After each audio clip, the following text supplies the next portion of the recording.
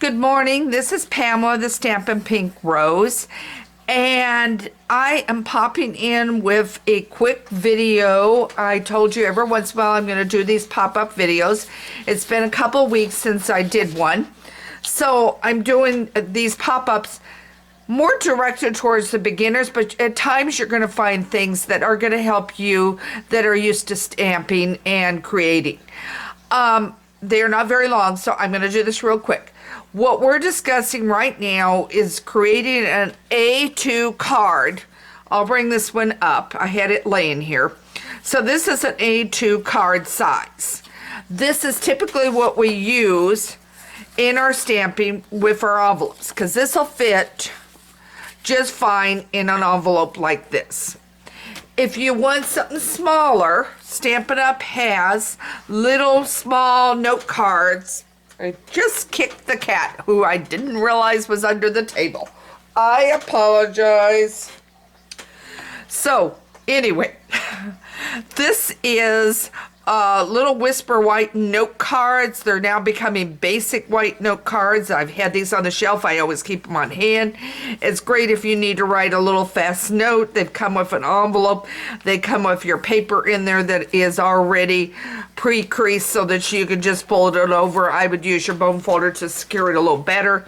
But this makes a real quick one. You can decorate it. I send out thank you notes when they order on my Etsy site on my cards. And I just use the tulip for that one. So you could do these real quick if you're looking for a little fast note card, do a little quick stamping and you've got one done. But for our traditional cards that we use with Stampin' Up, we need to cut them. So now when you were looking at measurements on a site, it should be width and then length should be listed next. So now I am going to cut this paper and everything in half. So I'm cutting it 5.5, and then I'm going, and that was an 8.5 inch sheet of paper. Okay, so I think I'm right, or is it at 11? Oh boy, 8.5 length in sheet of paper. There, now you can see that. Okay, so now then you'll go to 4 1/4, and you will crease it. And I want to make sure you are seeing this. Let me get this back over here. Okay, this is 8.5 going across. So now I'm going to crease it at 4 1/4. And then I will use my bone folder to get this smoothed down. Okay, but I'm just doing this for the sake. So then you have now what's called an A2 card, which is just like this card here. Okay, so that's an A2. Now we're going to create another A2. Our paper going this direction is 11.5. 11.5. I've done this for so many years, guys. I don't even think about what I'm on the measurements for you guys. 11. It is 11 inches in length. Okay. So then you're not going to cut it down at all. You're going to come in at 4 1/4. You're going to cut it there. That will give you 2 cards. Now remember, you can do this with cardstock or whatever you want. I use the basic white, which used to be Whisper white.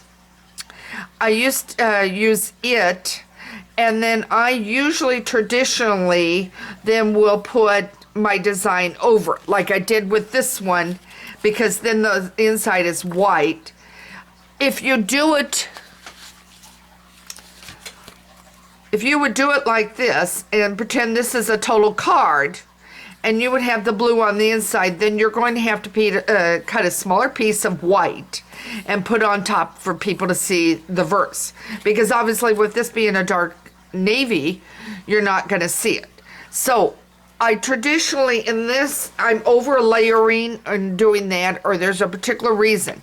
I traditionally do it this way instead with my white as the background. But if you want it the other way, go ahead and use your cardstock that way. Okay, so now I'm at 5.5. So now I'm going to do this. I'm going to crease it And now, and as I said, you're going to use your bone folder. I didn't bring mine out, okay? But now you have a card that opens this direction. So it depends which direction you want your card to open. But again, there's your two basic card folds for anyone that's trying to figure out how to fold a card and cut it. Okay, this is Pamela the Stampin' Pink Rose. Please check out my site, stampinpinkrose.com, where stampin' ideas are always in bloom. I am always creating new cards. You'll find posts coming up today on this site also. So again, thanks for joining me. If you have any questions, always email me at Pamela@stampinpinkrose. I'll be happy to answer your questions. Take care and have a great day.